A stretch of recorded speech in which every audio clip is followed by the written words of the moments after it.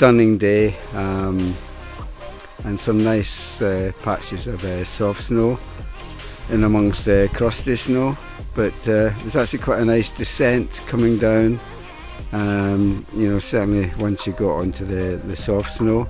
So I came down this area here, just to the right of the cornice there, and that was actually quite nice. You can just see the tracks there. So where to go next, I'm not sure. I can't be bothered hiking up again, but yeah, I suppose I'm going to have to put the skins on and start to hike up.